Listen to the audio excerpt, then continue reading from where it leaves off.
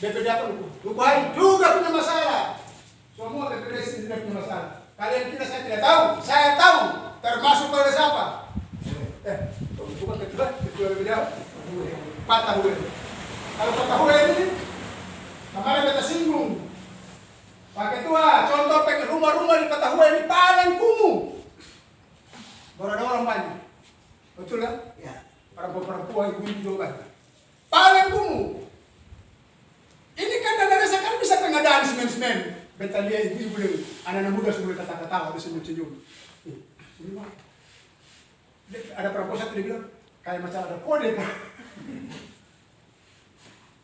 Bikin pengadaan semen, kasih satu rumah 110 sak atau 20 sak. Supaya 12 kali itu rumah. Tidak dilarang dalam undang-undang. Langsung ibu itu anak itu dia bilang, bapak-bapak bicara tuh kayak ada kode alam. Betul sih bapak ketua. Hah?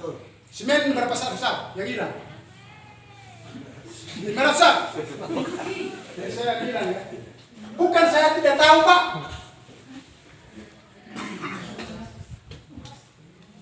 Bapak, kalian kira di sana tertahu satu persatu kamu orang punya kesalahan di desa-desa? Saya tahu, cuma saya belum gas. Saya masih kasih los gas. Kan kita dengan coba ketemu baru 2 hari, 3 hari. Tapi kita tahu tuh, karena kita suami Pak, belajar suami di tidur. Nah, kira-kira itu menyangkut dengan APBDes supaya pencairan tahap 1 ketong lihat di APBDes pekerjaannya apa. Begitu tahap 2 kan nanti berita acara kelar dong mesti tanda tangan suruh kepala desa suruh bendahara apa sekretaris datang kemarin suruh kepala desa tanda tangan pencairan tahap 1 atau tanda tangan atau ikut. Saya cepat saja. Ini mau pencairan ini. Mau staf. Ketong letak sudah ketong belas ini. Kadang-kadang udah sakit bupati perintah. Memang ada urusan apa dengan bupati? Sudah ketong laprak. Pencairan tahap 1, tahap 2, tahap 3 ketong sini. Tetapi kalau proses tadi pelaporan itu dia berjalan dengan baik mulai dari tahap 1, tahap 2 dan tahap 3, saya pastikan saya bisa ada korupsi, saya bisa ada celah. Karena dia betul-betul mengawasi dengan baik. Setelah pencairan tahap 3 selesai, berita acara di situ. Karena berita acara itu nanti itu menjadi satu laporan pertanggungjawaban DPD kepada bupati. Termasuk surat-surat rapat-rapat tadi yang saya bilang. Itu nanti itu masukkan di dalam laporan pertanggungjawaban DPD. Laporan pertanggungjawaban DPD itu bersumber juga dari laporan pertanggungjawaban kepala desa yang dimasukkan ke DPD. Karena dalam undang-undang dia bilang bahwa DPD pemerintah desa punya kewajiban melaporkan pertanggungjawaban di akhir tahun kepada BPD. Wajib bunyi. Jadi dalam undang-undang dia bilang pemerintah desa wajib memberikan laporan secara tertulis di akhir tahun kepada BPD. Secara tertulis loh. Itu wajib bunyinya.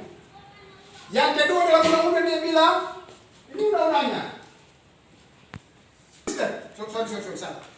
Pemerintah desa wajib memberikan laporan di akhir tahun secara terbuka kepada masyarakat.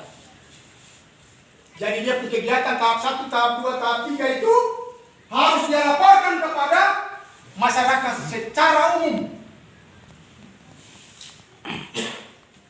Maka dari senang kue. Pernah Bapak Raja sedikit begitu belum? Praja Uwet itu kasus itu dilar-lar terus. Oh gitu.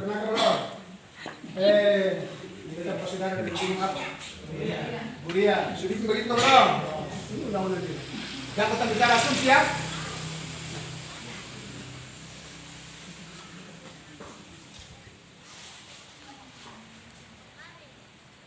Yang ketiga, itu dalam undang-undang dia bilang wajib. Kalimat wajib tahu dong? Di dalam undang-undang dia bilang bahwa pemerintah wajib, desa wajib melaporkan secara tertulis di akhir tahun anggaran kepada bupati melalui camat. Itu undang-undang dia bilang Pak. Bukan Mbak Kriedi yang bilang Pak. Ya, siapapun dia harus tunduk kepada undang-undang. Jangan main dengan undang-undang. Kalau main dengan undang-undang, terakhir masuk bui. Jangan bilang kekuatan saya ini raja, saya ini punya kekuatan. saya punya backing dan sana sini. Jangan coba-coba Pak.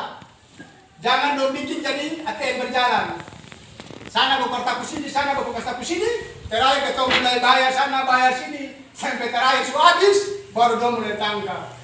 Kalau saya yang pressure, saya yang kasih komentar, saya nggak ada yang bisa pilih Pak. Saya yakin saya nggak ada yang bisa pilih. Saya sangat yakin, saya nggak ada yang bisa pilih.